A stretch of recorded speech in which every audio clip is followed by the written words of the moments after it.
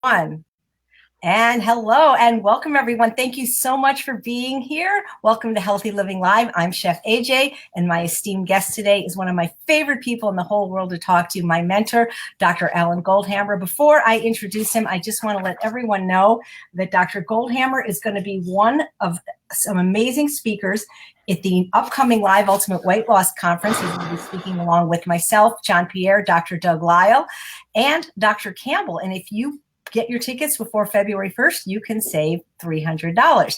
If you're not familiar with Dr. Goldhamer, he is the co-author of one of the best books ever written called The Pleasure Trap, as well as the co-founder of the TrueNorth Health Center in Santa Rosa, California. Welcome, Dr. Goldhamer, and thank you so much for being here. It's my pleasure.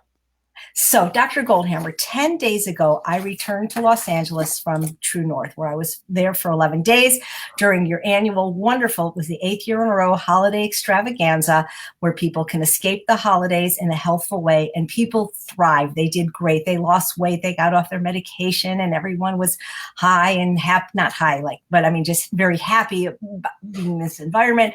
And now 10 days later, I'm in touch with a few of them, and they've kind of fallen off. What do you think happens when people leave that magical vortex called True North? Well, I think particularly for people coming in for the extravaganza, you have generally healthier people that are motivated sometimes by weight loss, or they're motivated because they want to avoid the stresses of the holiday. They're not appropriately motivated, like many of our patients, by pain, debility, and fear of death.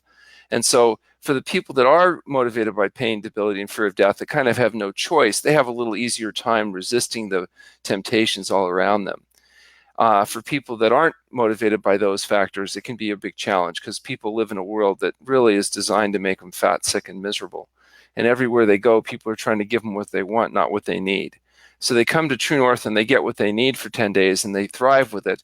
But sometimes that's not long enough, and it doesn't have a big enough impact on them so that they're able to carry that home and sustain those habit patterns. You'll notice, though, a lot of those people that happen to be there over the extravaganza that were driven by health issues are actually doing very well, because they realize that, they can't get away with anything.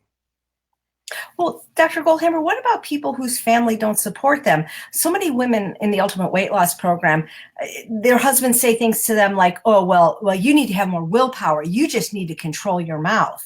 Mm-hmm. And they continue to have things like hyperpalatable foods like pizza and things in the house, and they can't stay on plan. Yeah, sometimes that's true, and the same thing's true for our alcoholic patients whose relatives don't want to quit drinking or don't feel like they should have to be restricted just because the patient is trying to get free of addictions. And so, hopefully you have heart-to-heart talk with the people that you love, and they value you and your needs enough that they're willing to help work with you. And if they don't, maybe it's time to get new people. Easier said than done, huh? Yeah, very much so. Well, how important do you think one's environment is to their recovery from food addiction, or just from getting out of the pleasure trap?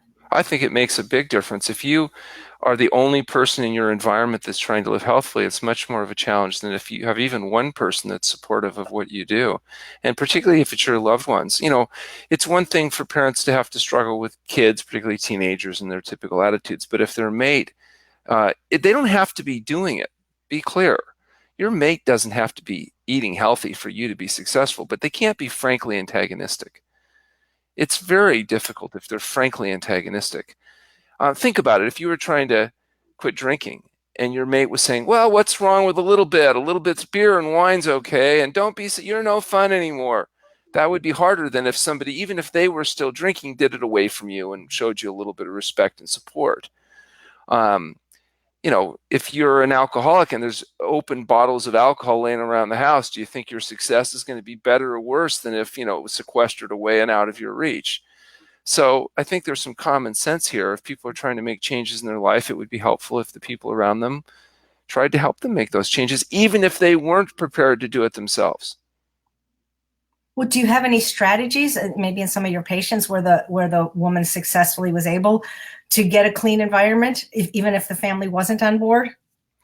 Well, it's happened in many ways. I remember I had one woman whose husband was a smoker, and she he was respectful in the sense that he wouldn't smoke in the house and stuff, but she was worried about him because she loved him, and she explained to him one day that she supported his right to do what he wanted to do, but that if he was going to keep smoking, that she'd really appreciate it if he would dramatically increase his life insurance, because with her next husband, she'd like to have a really, nice standard of living.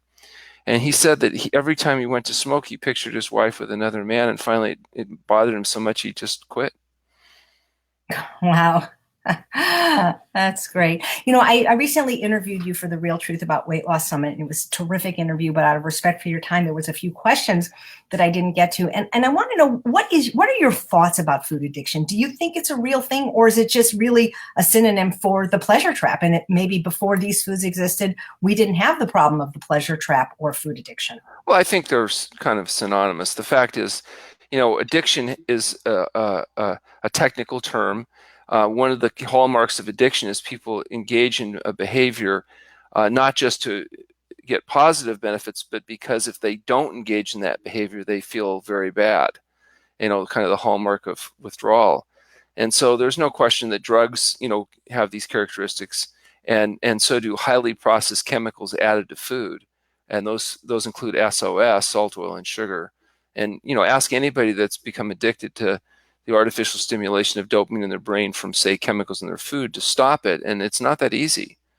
It can be very, very difficult, as a matter of fact. So I think that addiction is a reasonable term when we talk about these chemicals that happen to be in food.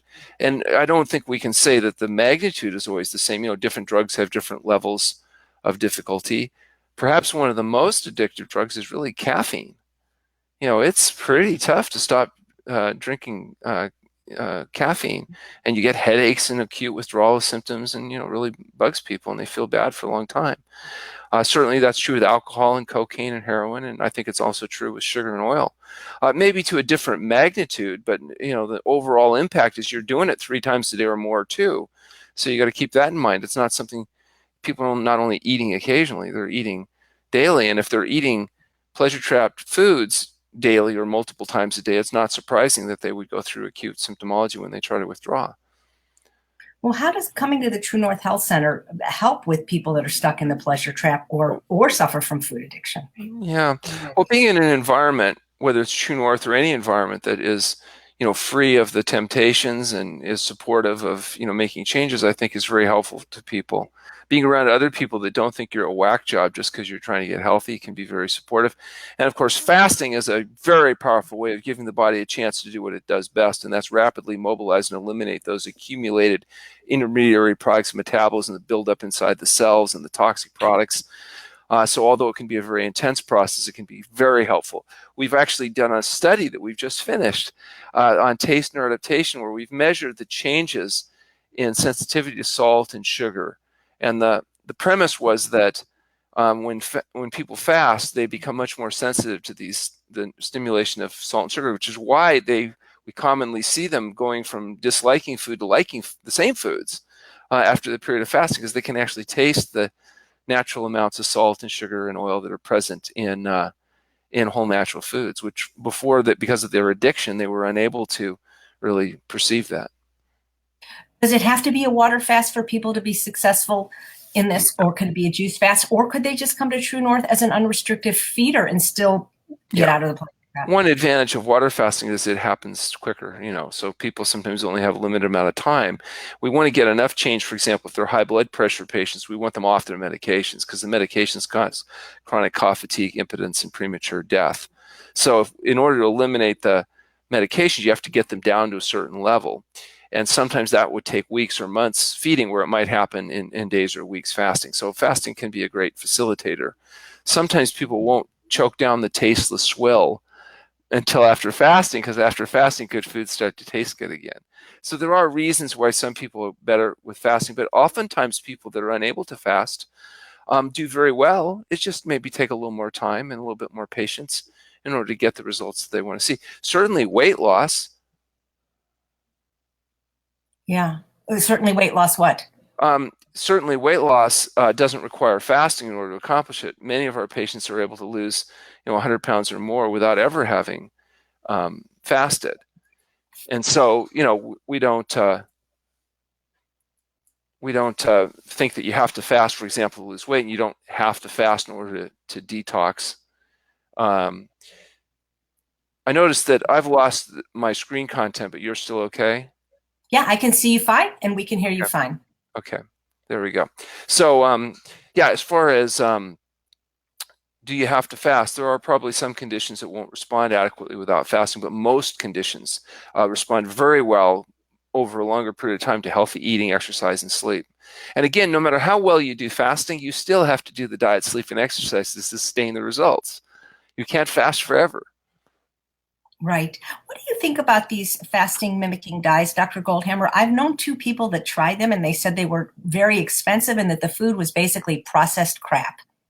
Well, fasting mimicking programs, including intermittent fasting, I think can be very helpful. If you limit your feeding window, say, to 8 hours a day and you fast 16 hours every night, even that period of fasting is enough to induce metabolic changes that are thought to be helpful. And for some people, limiting their feeding window seems to help them regulate how much they're eating. And so as long as what you're eating in that 8-hour window is healthy, I think that might be a real reasonable thing people could safely do on their own. The idea of going on high-fat, high-protein diets or packaged products in order to induce ketosis so that you get the hunger blunting effects of fasting, they call it fasting mimicking because it's trying to mimic the hunger blunting effect of fasting so that it facilitates weight loss and detoxification, I think is not fasting. So I think that we're going to find, as the research now begins to be done, that actual fasting, water-only fasting, has a profoundly more powerful effect than a lot of the attempts to mimic parts of fasting. However, anything you do that gets you not eating a standard American diet for days or weeks is likely to have profound beneficial effects. So, whatever programs people are doing is likely to be a whole lot better than just having them eating the greasy, slimy, fatty, dead, decaying flesh processed crap that most people shove in their face every day. Amen. Tina, watching live, wanted to know what the effects of fasting are on our microbiome. Well, we don't know with certainty yet because the first study that really looks at long-term fasting on the microbiome was done by us and Luigi Fontana from Washington University, and we collected samples of stools before and after fasting, and that is now just being analyzed. And it's pretty difficult analysis because there's 1,000 different strains of bacteria that normally live in the gut. And also you're concerned not just about what the strains are, but what the strains give off. You have 5 pounds of poo or 5 pounds of bacteria living in your gut that are pooing every day.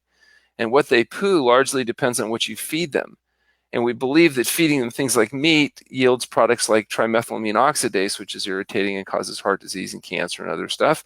And we believe that feeding them soluble fibers like sweet potatoes and vegetables gives off fertilizer like vitamin K and other things. So we're trying to get the bacteria in the gut to be the right kind of bacteria and to give off the right kind of products. And we believe that fasting may help recalibrate that microflora. Now, the reason we believe that is because of what we see clinically. People whose conditions we think are associated with poor microbiome balance seem to get well when they're fasting, and we think that might be one of the reasons. But until we start getting this actual data in, I don't think we can say with certainty. Great, thank you. Would you mind if I asked you a few questions from the participants of my 12-week program that I'm running now that I think you could answer them really well? I'm going to answer them myself to them when we have our meeting, but I love to get your take on things. Would that be all right? That's great.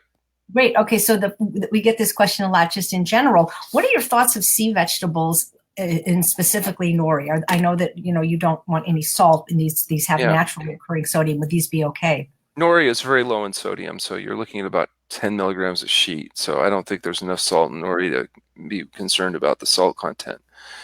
Some of the other sea vegetables can be very high in sodium, but there's things you can do to reduce that, which is like put them in water, soak them, and then pour off the rinse water, which gets rid of a lot of the sodium because salt goes into solution. And so that would reduce considerably the amount of salt. And again, usually they're very concentrated products. You're only using small quantities of them. So hopefully the total sodium intake that you would be getting would be a low enough dose that it wouldn't interfere with your overall goal to keep your salt intake between 0.5 and 1 milligram of sodium per calorie per day. Great, thanks. So nutritional yeast, a lot of vegans love it because it tastes like cheese and they put a cup of it in recipes. Is this something we should never have, or is a sprinkle okay occasionally? I think that yeast is a highly processed essentially a one-celled organism, but we think of it as a food byproduct. And as a highly processed food, it's very high in protein. So I don't think that it should be used in quantity. If it's used as a spice, people may be able to get away with it. But there's more and more evidence that yeast isn't really necessarily the most health-promoting food on the planet. So I think it should be used with caution if it's used at all. Okay, well, great. Thank you. So do you think that drinking alcohol makes it more difficult for people to lose weight, especially women? I think alcohol is one of the most important foods to eat when it comes to weight loss because it's 7 calories per gram. It's like liquid fat. That's why men get those really attractive beer bellies when they drink beer, and they get cirrhosis in the liver because alcohol is so toxic. The liver has to detoxify it, and you end up with getting scar tissue as a consequence. I think if you want to get fat, probably there's hardly anything you can do better than drink a bunch of alcohol. Is that Well, your question? yeah. I just wonder, how do you really feel? Just kidding. Well, obviously, if you're trying to lose weight, you wouldn't be using alcohol. Right. Any more than you'd be eating oil and fried foods and anything else. And alcohol is also, it's like hidden calories, and it doesn't provide good satiety. So I mean, it's just a nightmare in terms of people trying to lose weight. Well, that's been my experience with clients. So but sometimes they need to hear it from a doctor. What are your thoughts on Shirataki noodles? They're very low calories. I think they're like 5 or 10 calories. I believe they're made of soybeans. Would that be, I know that you're not a fan of really pasta noodles, but would that be okay to include occasionally? Well, it's probably not an issue as from a weight loss standpoint because they're very low density, foods. I don't know how healthy they are. They're pretty processed. So I don't know if I'd want to make the diet, a staple in the diet or anything.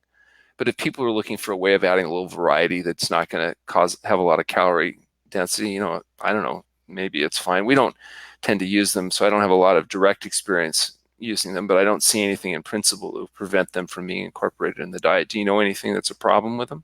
Well, I'm allergic to soy, so I avoid them, but they're sold in the refrigerator section of usually health food stores, and they're very, very low calorie, like 5 or 10 calories. Well, clearly, if you're soy sensitive, you need to, recognize that. But yeah, no, I wouldn't be too concerned about that. Honestly, we try to make this as simple as we can. It sounds like we're trying to be overly restrictive and bust people's chops and all that stuff, but the reality is, we're trying to make it as simple as we can for people. It's hard enough, doing this just because the environment that we live in is so challenging. I agree.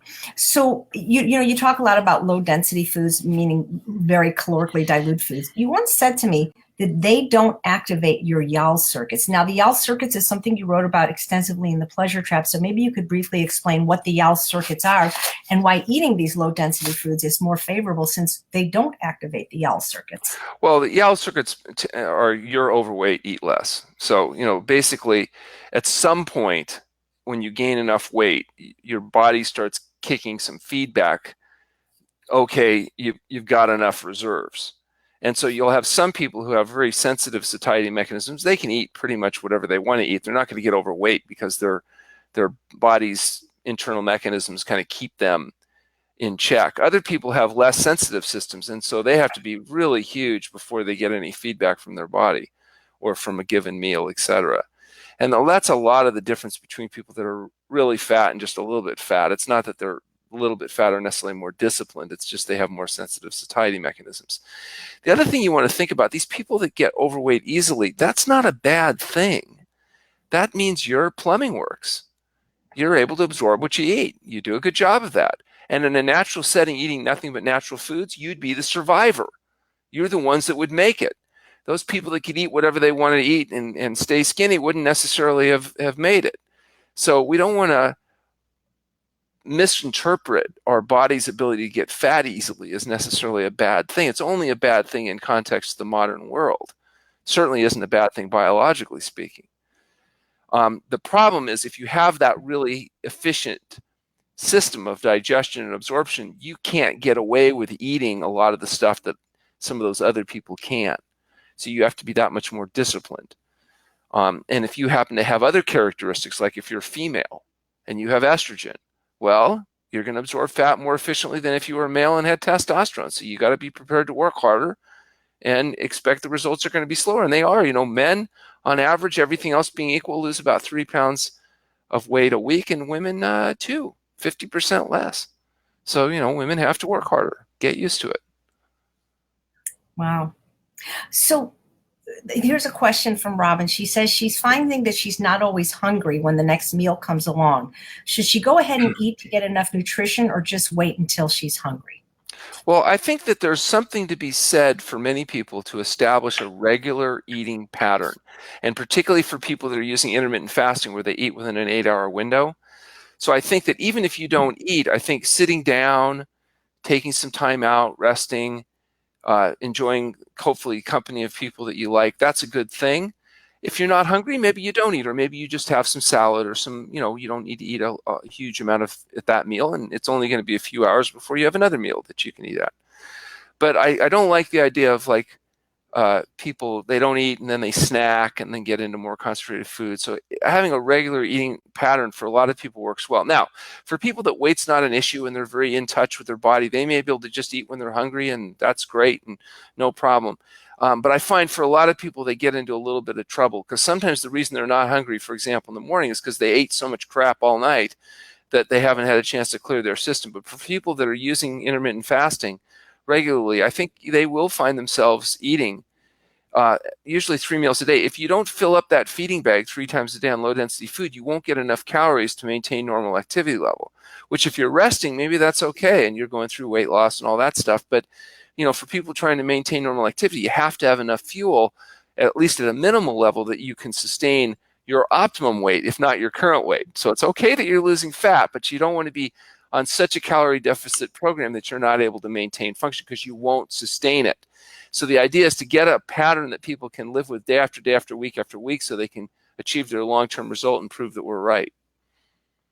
Well, what is enough fuel? Because we have a question from another lady in the program. She says, I think my stomach empties so slowly when I eat my veggies for breakfast, I don't get hungry for a long time. Then at the end of the day, I haven't eaten much, less than 1,000 calories. Is this a problem? I stay busy at work and don't have time to snack constantly. What do you advise? What is the principle behind sequencing one's food? I guess I really don't understand the why of it. Well, the point is we want to get enough food in to meet your biological needs without getting more food in that prevents you from losing weight. And unfortunately, it's complicated because it depends how much you sleep, how much you exercise, what your size is, what your sex is, what you're doing. And there's other variables affecting your appetite. For example, if you're angry, you might lose appetite or gain appetite. Some people eat only when they're, they crave foods when they're angry because they're feeling bad and they want to feel good, so they use food as a drug-like effect. Some people are not, when they're tired, they think they're hungry, and so they eat to get stimulation. And really what they should be doing is going to sleep. So it's not a simple, this is how much you need to eat. You need to establish a healthful pattern. And I think for most people, that's a regular pattern where they try to get to bed early every night. They try to wake up at a consistent time. They try to figure out when the best time to put their exercise and activity and meditation in their life is. They try to eat. Sometimes it seems to be better getting people to eat a larger meal earlier in the day rather than trying to eat late at night, that kind of thing. And making all the foods you put in your mouth whole, natural, SOS-free foods. And if you do that, generally people do notice that their natural hunger begins to return. They don't have the cravings that they typically had in the past because their blood sugar levels aren't crashing and their insulin levels aren't all over the place. And so, if they skip a meal, maybe it's not a big deal. They may not even notice it that much compared to before. They would just become ravenous. But I still think if you're not hungry, that's fine. You can skip a meal, or at least sit down, take the time. And sometimes you find out you are hungry, as a matter of fact, but you're being distracted with all the other kind of activities. Eat the low density foods first. So you have your salad. If you're not hungry, well, then maybe that's enough for that meal. If you're still hungry, you have your steamed vegetables. And if you still have enough appetite, maybe you have a little bit of complex carbohydrates in the diet as well, some beans or some rice or whatever it is. But if you've had your salad and your steamed vegetables, you're satisfied, fine. Then wait till the next meal and start the pattern again. To skip the meal altogether, though, might be acceptable, but don't skip meal time. Give yourself a chance to sit down and relax. Maybe you meditate that day instead of eating. That might be acceptable. And also make sure that you stay hydrated, that you are drinking water. You don't want to get dehydrated. That can interfere with how you function, how you feel as well. So it's okay to not eat if we're not hungry. If you're not hungry, I think for some people that might be perfectly fine. But what I found is a lot of people say, well, I'm not hungry, but they sit down, they relax, and they maybe have a little bit of salad, and they find out, oh, actually now they've got their natural appetite back. And if you don't, if you're eating salad and you're still full, well, then you don't need to worry. And listen, at 100 calories a pound, how much trouble do you think you're going to get in eating salad? Not too much. Not too much, no. You're not going to get into too much trouble. Well, that's why I always tell people if they're not hungry enough to eat vegetables, they're probably not hungry. But some of them worry that they're not getting enough starch in, and that's going to lead to maybe binging or overeating later. So how do we find that sweet spot between starch and non-starchy? If you eat your salad and you don't have any more appetite, then you wait until you are hungry, and then you have another salad or another set of steamed vegetables. That's why we talk about trying to have 3 regular meal patterns, including salad and starchy vegetable material at night early, so that you have enough calories to carry yourself till morning. And here's my general rule, though. If you're really hungry, you can find out, eat some salad. If it goes away, then maybe it was legitimate hunger, and you can always eat salad if you're hungry. Absolutely. Do you shoot for a particular amount, like in terms of pounds, or just until they're full? Well, it depends. If you have a 5'2", 91-year-old female that's not maybe overly active, that might be different than a 6'4", 220-pound lean, mean guy doing hard manual labor who's eating 3,500 calories a day just to sustain his lean weight. So the amount is going to vary from person to person, but certainly we want a pound or two of salad a day getting into people, and an appropriate amount of vegetable materials. So, I can't tell you exactly how much each and every person in general has, but if you're eating enough food, you're going to be able to sustain optimum weight. So if you're overweight, you're losing your pound or two a week. If you're underweight, you're hopefully slowly regaining that weight to your optimum level. If you're trying to gain weight, sometimes we do a little less salad, a little bit more of the more concentrated food. If you're trying to lose weight, lots of salad, maybe a little bit less, a little more portion control when it comes to the more concentrated foods.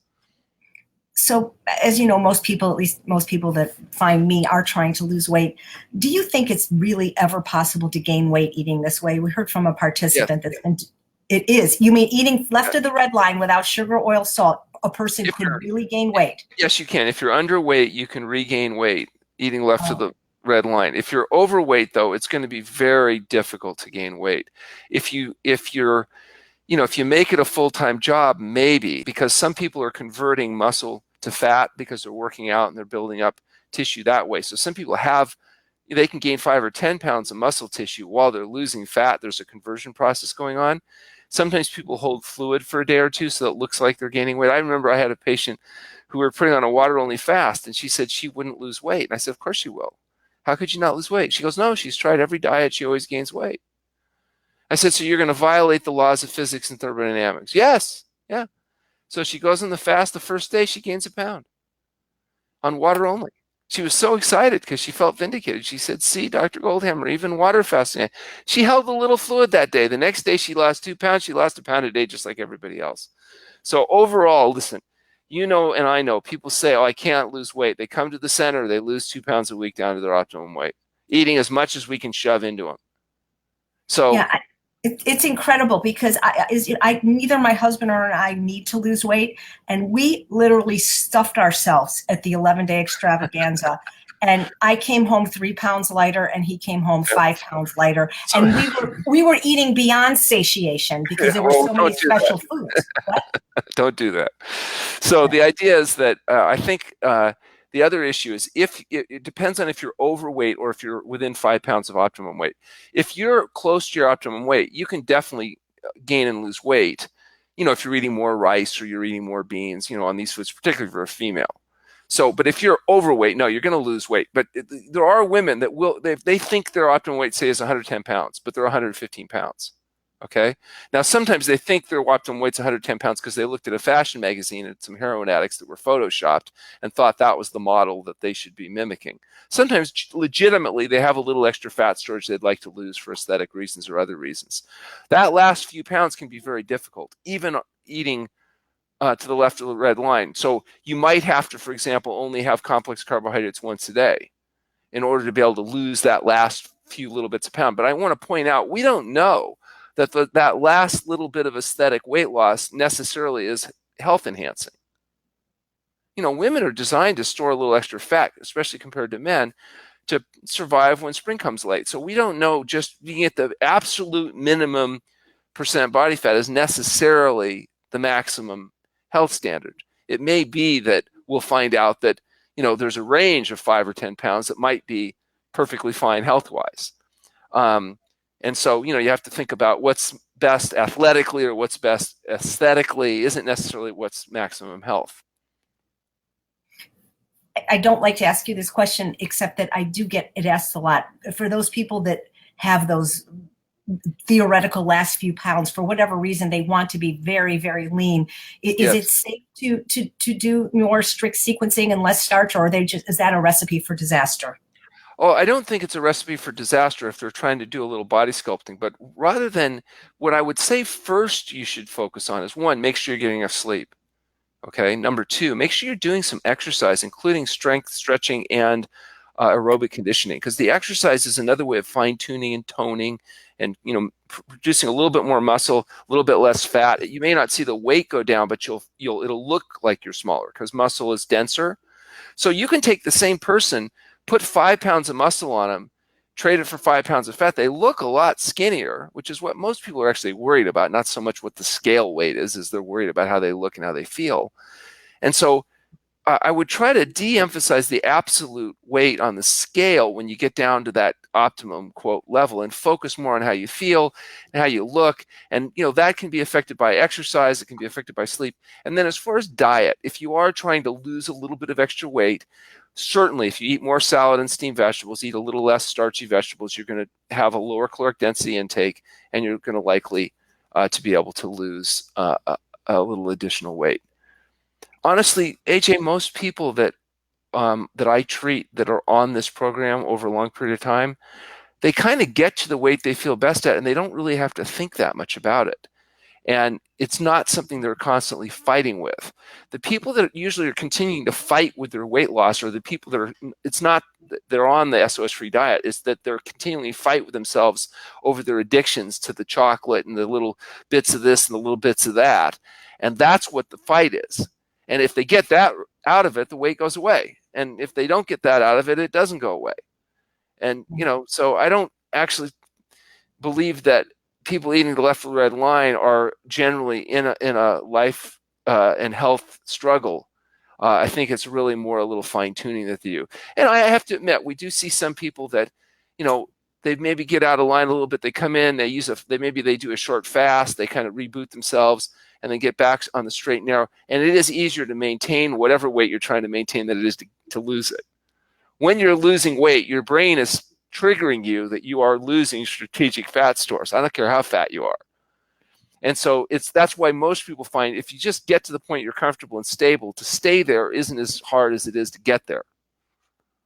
Because you're fighting biology. You're fighting the circuitry that's trying to keep you from hemorrhaging strategic fat stores, because especially if you're female, just as soon keep a few extra pounds on for when spring comes late.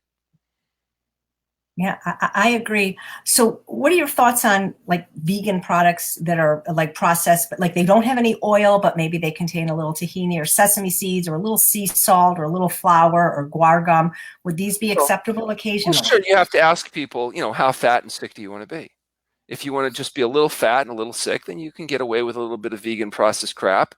If you really don't want to be fat and sick, you don't want to end up being at risk in your last 20 years to become debilitated, then probably it would be better to get most of that stuff out of the diet almost all the time. Certainly, don't bring it home. If you make exceptions, truly exceptions, and you happen to have the personality that the exceptions don't become the rule, well, I'm not going to pass judgment on somebody because they had whatever.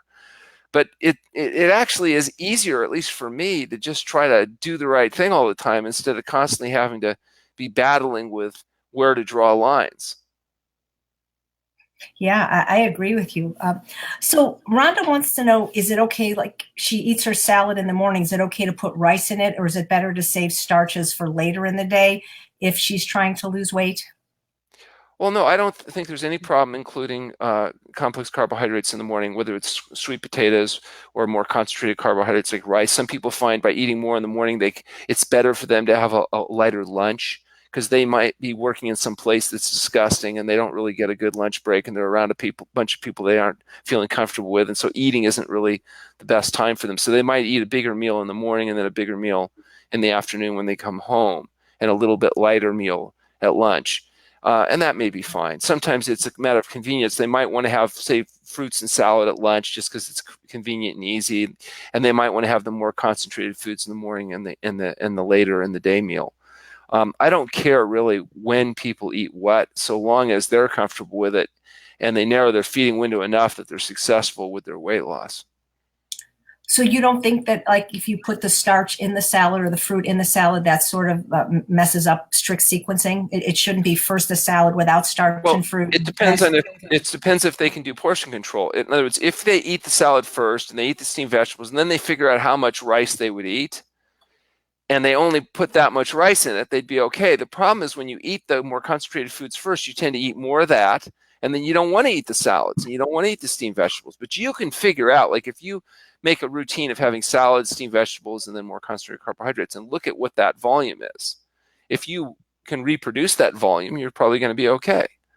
If you're strictly trying to lose weight, and by eating lower density foods first, you tend not to overeat the higher concentrated foods.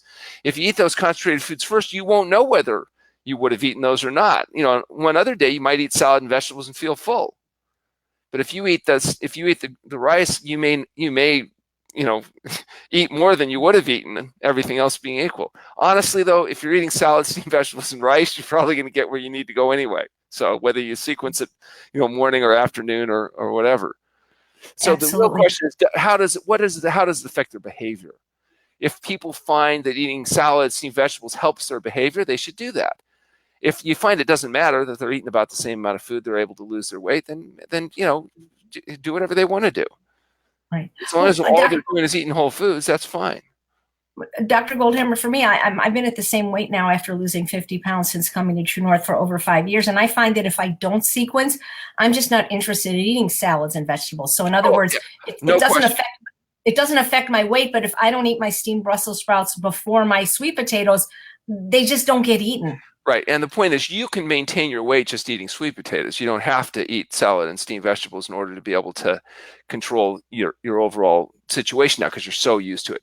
But you still need the damn salad and the steamed vegetables because they bring in fiber, nutrients, and other factors that are good for your long-term overall health. So in your case, you need to sequence your food because you don't like to eat those other foods. But there are people that don't care, and they'll eat their salads, their steamed. Like my wife Jennifer she'll still eat her salad, whether she eats her salad first or she'll eat her salad second. So for her, maybe it doesn't matter. For me, if I eat the salad and the steamed vegetables first, it'll keep me from overeating on the more concentrated food, and that's what'll keep my weight stable. I think that if I ate with a different sequence, I'd have more difficulties preventing myself from gaining weight, and I'd prefer not to do that. Well, that makes sense. If one is doing intermittent fasting, or as you say, intermittent feeding, is there a certain window of like a minimum window, like 6 hours, 8 hours? What do you recommend? Because something very popular now, which I believe you're not a fan of, the OMAD, 1 meal a day, where they literally eat only 1 meal. No, if you fill up your feeding bag with low density foods, you're getting 500-600 calories in there. And I'm not advocating people go on 500-600 calories a day. I'm advocating people go on 2 or 3 loads of food, and so I don't think that that's an adequate period of time that's sustainable. 8 hours of feeding does appear to be sustainable. We have a lot of experience now with people that are setting up an 8-hour feeding window, and they seem to be doing well with that. They usually can get 2 or 3 meals a day in that time, and that seems to work, pretty well. If people have a higher caloric needs, they may need a 10 or 12-hour window just to get enough meals in, because you can only eat so much of this low density food. That's one of the advantages, but also one of the disadvantages. People that are making shorter windows, it might have application for short periods of time, but I'm more concerned about what people do day in and day out. And I think that an 8-hour feeding window probably is a reasonable minimum feeding window for many people. That's great. Particularly for people that are, getting close to their optimum weight. You got to eat enough, otherwise you get too skinny, and then that's a problem with energy and all that other stuff. Right. Thanks. So Shauna wants to know what you think of vegan, organic, unflavored pea protein. Yeah, I'm not a big fan of anything that concentrates protein. I think people are getting too much protein. It's causing kidney disease. cancer and other problems. And so what we want to do is keep protein levels down to the level your body actually needs. And so when you take even from peas and other things which might have huge advantages over the dead decaying flesh stuff, I still think it's pushing the limits, and I don't see any reason for it. I don't see any reason to take concentrated fractionated foods of any form. I'd rather see us focusing on as much as possible whole foods. So fruits, vegetables, minimally processed grains, beans, and perhaps for those that can handle them, nuts or seeds. Terrific. So we know that, diet's important, sleep's important, exercise is important, and we always recommend that people don't eat right before bed for many reasons. Shauna has a question about that. She just doesn't have time to exercise unless she does it in the evening, and then she's hungry, and then it's like bedtime. So how do you manage a life like that? I mean, is it better to just skip the exercise so that you can go to bed early, not on a full stomach, or get the exercise in no matter what? How do you advise people? Well, I'd say you have to change your life so you have enough time to be able to sleep, eat, and exercise. So that if it means going to bed earlier and then getting up earlier, that might be a reasonable. So if you go to bed 20 minutes earlier and wake up 20 minutes, or you have the same 20 minutes, you can allocate towards the morning. If she's got 20 minutes in the evening, she can have 20 minutes in the morning. The other thing is, I don't understand the premise that if you exercise now, you're hungry. Okay, so that's an interesting thing. If that's the case, then that means for some reason she's driving her blood sugar levels down. That's stimulating a hunger response. I would probably rather her do the exercise, and even if she had to have some salad or some kind of low density food material to take the edge off the hunger so she could sleep, do that rather than skip the exercise. I think you need exercise for strength, flexibility, balance, and aerobic conditioning. But probably a better suggestion is find the time you can exercise and then adjust the feeding schedule so you're not having to eat right before you go to bed. Great, thank you. Lenore says that she has a considerable food baby. I want to just make another point there. Sure. I had one of my patients that was telling me she couldn't exercise because she was working too hard as a school counselor and didn't have time to exercise. And so one of the creative solutions we made for her is I said, listen, why don't you do this? Why don't you become the creative counselor? And you take those kids out of your office and you walk them around the campus while you're talking to them, around the periphery, around the outside of the school there. And then you'll be known as the counselor that has innovative procedures to get the kids out of the office ostensibly where they'll be more comfortable and then they can speak more freely. And also, it's probably the only damn exercise a lot of those kids are going to get. And that might help them too, psychologically and emotionally, just getting off their butt and doing some exercise. So the real reason was to give her an excuse to go out and exercise while she was getting paid as a school counselor. But what was interesting is she started doing it. And son of a gun, it worked. The kids actually relaxed. They opened up. She found she was a lot more effective as a counselor. The kids got some exercise. She got tons of exercise because now she was spending all day long walking around the campus with these kids. And she also got known as a counselor that had innovative approaches, kind of thinking out of the box as a way to get the kids to relax. So as it turned out, she was able to now get paid to do her exercise, and it did make her more effective. And I wish I had actually believed it would make her more effective. I just wanted her to get off her butt and get some exercise. But the point is, maybe there's a creative solution. Maybe you can get a sit-stand desk, or maybe they even have these desks now where you actually can maintain some activities when you're doing it. Maybe you can structure your day where you're forced to get up, move around a little bit. Maybe you can do some isometric exercises while you're working. So, I mean, there may be a way to get that exercise built in without actually having to create more hours in the week in order to be able to make it happen. So let's get aggressive, but let's make it a priority. Number one, get enough sleep. You need to wake spontaneously feeling refreshed. Number two, get some exercise so you can get some strength, flexibility, and conditioning. Number three, get the time so you can make and eat health-promoting food. If there's any time left, fine, go to work. Okay, great. Thank you. Maybe you can give us all a note. Yeah. So, hey, tell your boss I meant to come in, but I had to my exercise. I'm sure they'll understand. That is so funny. Thank you. So Lenore says that after she eats, she gets a considerable food baby. I guess that means bloating. Is this the normal course of events when eating so much fiber? Well, initially there may be some challenges because it takes a while for your microflora to change where you can handle this much cellulose. It may be that there's other challenges, for her individually that's causing, problems with her microbiome. Basically, you get gas when food is broken down by bacteria when you didn't break it down yourself. And so at first, while your body's changing its microflora, you may have more gas and more challenges. And probably there's always going to be some gas because of the nature of the diet. But that it shouldn't be distressing. It shouldn't be debilitating. If it is, then you need to work with a doctor to help you kind of fine tune things until figure out the best strategy. And sometimes it means maybe a little less raw food at first, maybe a little bit more cooked food, still low density foods, but sometimes if you heat processed food, you won't get quite as much challenge with absorption. Some people have challenges like they have teeth problems. So while they're getting their teeth fixed, maybe they have to use a little more chopped salads or blended salads or other things in order to be able to accommodate their physical limitations. The stomach and digestive system is no exception. You know what it usually means, AJ? Usually it means they're eating some sugary processed foods, they're slipping some crap in there, and it's causing bloating and difficulties, and they need to stop it. Okay, thanks. Have you heard some people complaining of hair loss after they adopted a plant-based diet? Yes, it's very common. Anytime people do rapid weight loss, whether it's pregnancy, whether it's with fasting, or whether it's with rapid weight loss from a healthy diet, hair follicles will mature together instead of over a period of time. You don't lose any follicles, but hair will thin in a short period of time. So it looks like you're losing hair, but then it grows back. Sometimes people have thyroid issues. Sometimes people have dermatological problems. There are other reasons people get hair loss. And also, a big cause of hair loss or alopecia is stress. And sometimes when people go on a diet and they give up their addictions to the pleasure trap, it's very stressful. And particularly when all their friends around them are getting jealous of their weight loss and they're, interfering with them and they're upset and they don't like them anymore and they're rejecting them and they're treating them like crap, that can be very stressful, particularly for people with personalities that give a damn about what other people think. And so sometimes stress, sometimes weight loss, lots of reasons why people might experience temporary hair thinning. Wow, thanks. So what do you say to your women patients that have trouble refusing food that was made just for them, like in a social setting, and they just don't want to hurt people's feelings? Yeah, that's people, these loving, caring people that have more difficulty with this. I tell them that stress is like Christmas. It's better to give than receive, and they have to learn to be a little bit more generous.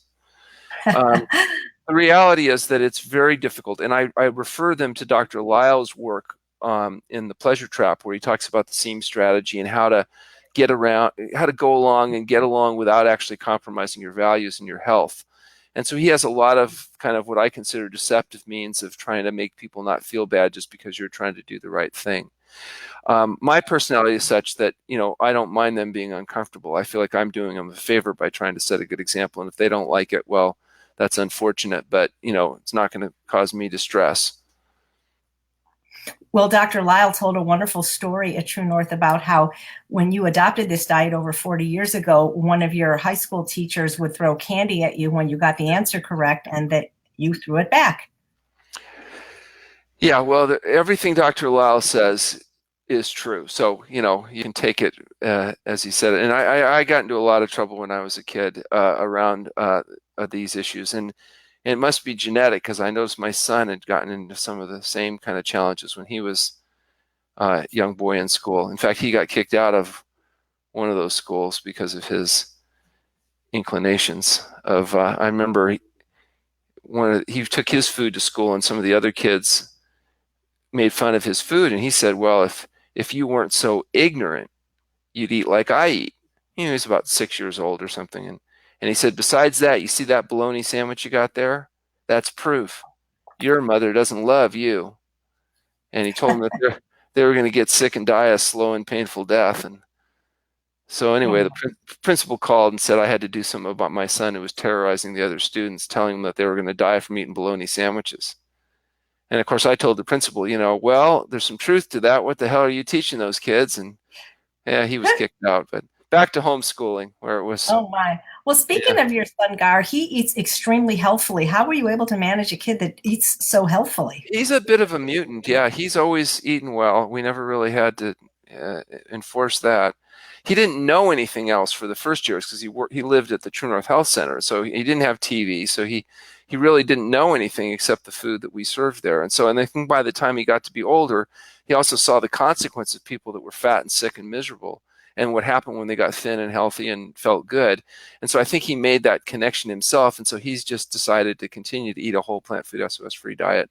And of course, it's readily available. He works at TrueNorth Health, and so just like I do, so every day there's this bountiful abundance of health-promoting food readily available. You don't have to do anything except to go eat.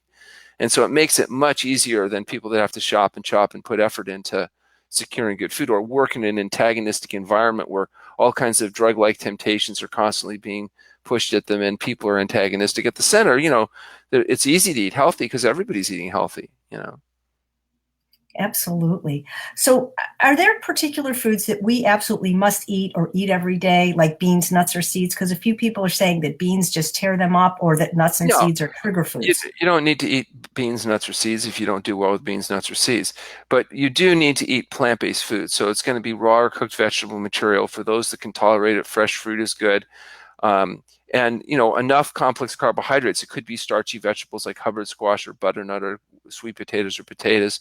Or if you can handle them, it might be non-glutinous grains like quinoa and rice and millet. And if you can digest them, maybe lentils. Or if you can't eat cooked lentils, maybe you can eat lentil sprouts. Or there may be different versions of these foods. For people that are not worried about weight loss, they may even get into some more concentrated foods like the rice pasta or the whatever. They're very concentrated calories. You don't want to do that if you're trying to lose weight. But from when you're trying to gain weight, or you're trying to put more caloric density into kids so they're too full when they go to school to eat too much of the crap, you might resort to some of these more highly processed but health promoting foods.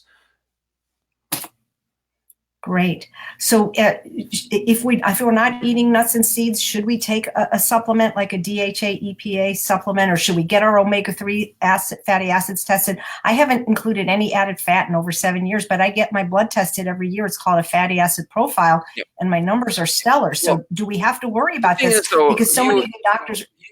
Yeah, you're eating 2 pounds of greens a day, though, so you get fatty acids from your greens. So right. If a person's eating large quantities of greens, they're probably going to test normally. So I do think that we check once a year. We do blood tests on patients. We ask them to check their homocysteine to screen their B12. We look at their vitamin D levels. And if you're not eating any nuts or seeds or any concentrated fatty foods, it's not unreasonable to do a DHA test just to make sure that your fatty acids are staying in normal limits. If you get symptoms like excessively dry skin or something, that might be a clue too that we're not getting quite enough fat in. It's not that common though that people can't eat any nuts or seeds. So maybe people can't eat nuts because they're food triggers for them, but they can eat flax seeds, or they can eat, there may be something else that they can eat that they can do well with. It's a rich source of essential fatty acids. Or they can do like you're doing, which is eat large volumes of green vegetable materials, which if you eat enough of it, you can usually get enough from that as well. Would you say about a tablespoon a day for those that want to include like nuts and seeds is enough? We include 1 ounce a day of raw nuts or seeds. So 1 ounce is like 20 almonds. It's a very small handful of walnuts. I like walnuts. I like flax seeds because they're particularly high in omega-3 fatty acids, which is thought to be the most important of the essential fatty acids, and that our body can make some of the other stuff out of it. Great. So our mutual friend, Dr. Lisle, talks a lot about something called the ego trap. And I believe we both understand the ego trap versus the pleasure trap. They're diametrically opposed. They're both forces that are going to undermine our success, but it's like a Chinese finger trap, the pleasure trap and the ego trap. Yes. And I understand what he's saying, that people caught in the ego trap, they can't do the A+ diet that you and I eat. But sometimes the diet that gets them out of the ego trap keeps them stuck in the pleasure trap so that they can't achieve their goals, especially if their goal is maybe disease reversal or weight loss. So in your opinion, Dr. Goldhamer, what diet is the best for staying out of both the ego trap and the pleasure trap? So here's the reason why you have such a high percentage of the population that gets in trouble, because sometimes the pleasure trap is the dominant force. They eat a little bit, they're going to eat a lot. They can't have one. They can't say no. So for the pleasure trap, it's easier to just stop it. Now the ego trap is a different issue, and as Dr. Lisle, as a psychologist, he's sensitive to people's feelings and psychology and all that stuff. So he'll tell you that if some people, if they try to be quote perfect, they can't be perfect, and we don't expect anybody to necessarily be perfect. And as soon as they're anything but perfect, they say, well, what the hell, and then they fall apart. Okay, so I'm not denying that the ego trap is a huge and important issue. I think he's correct. However, these two forces are not mutually exclusive or inclusive. In other words, just because you have problems with the ego trap doesn't mean you're not vulnerable to the pleasure trap. And just because you're vulnerable to the pleasure trap doesn't mean the ego trap isn't a problem. And for some people, they're vulnerable to both.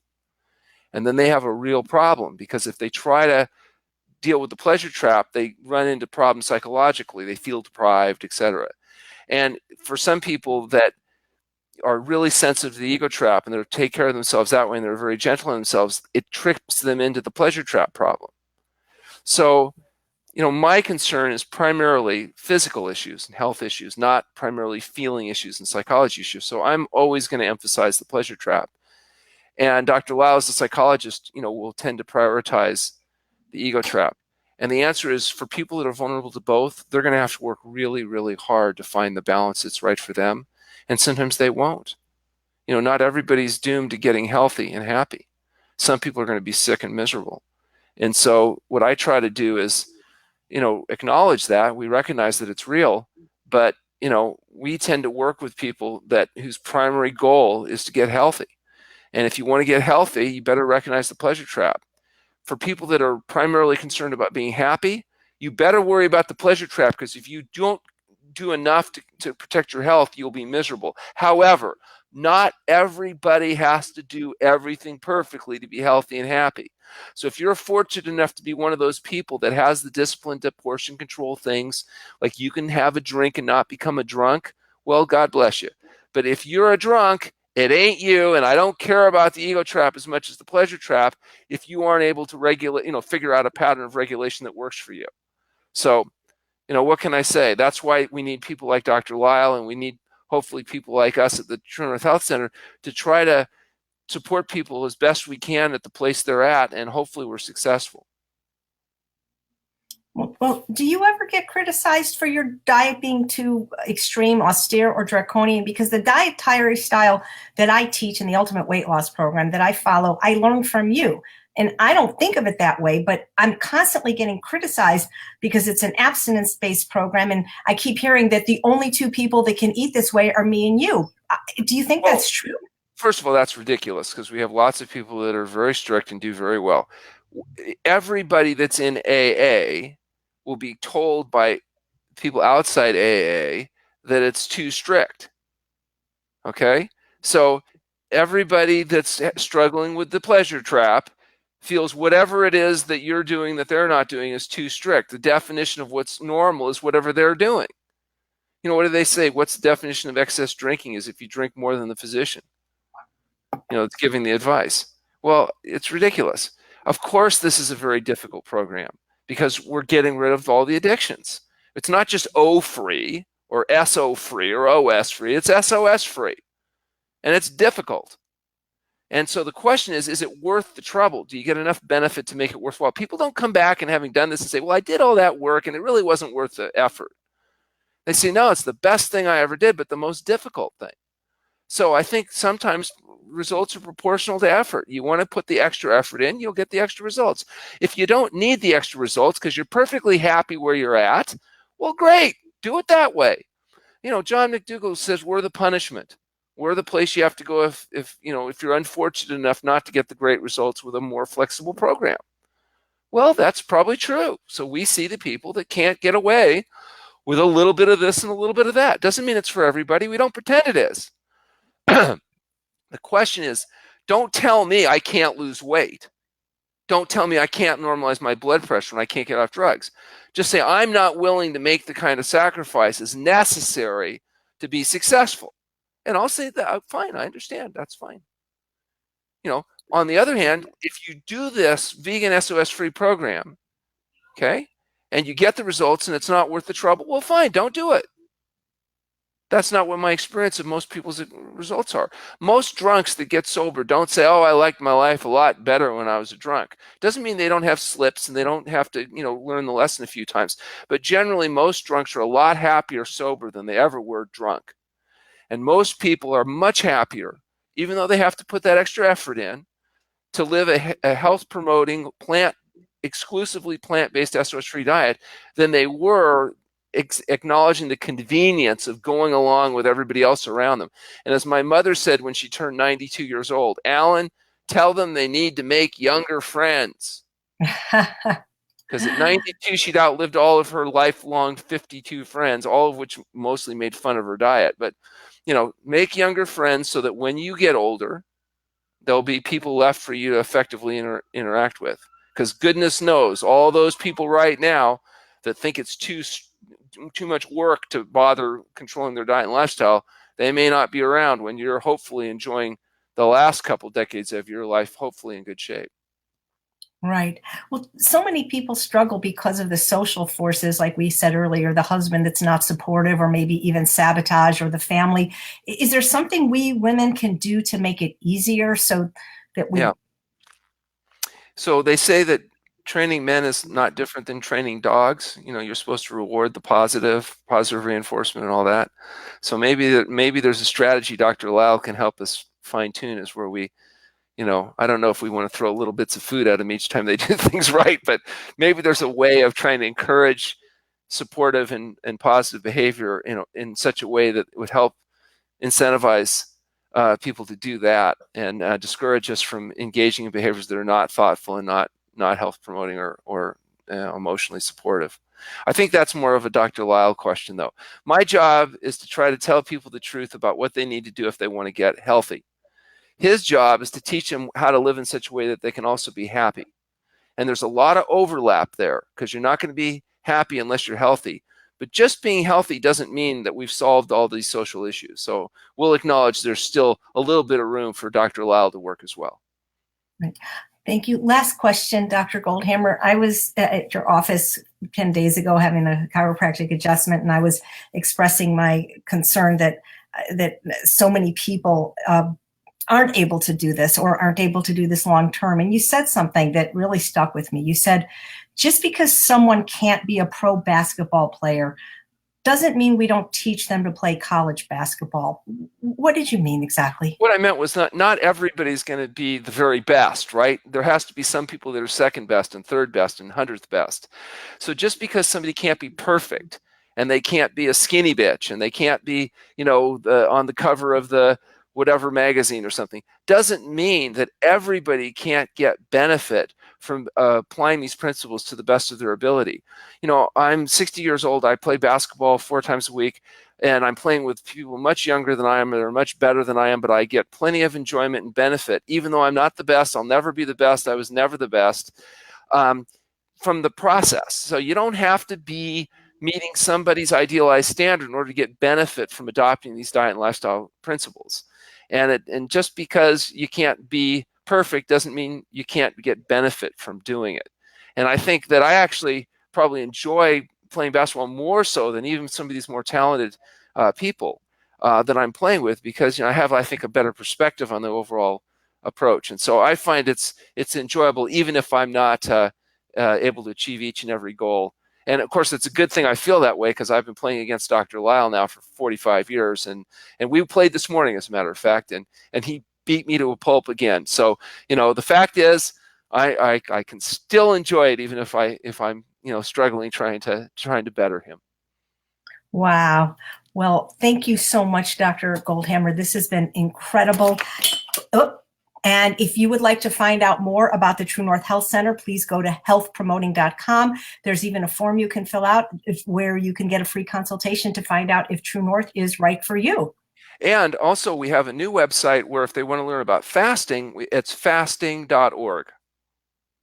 Great. Thank you so much, Dr. Goldhamer. Very good. Thank you.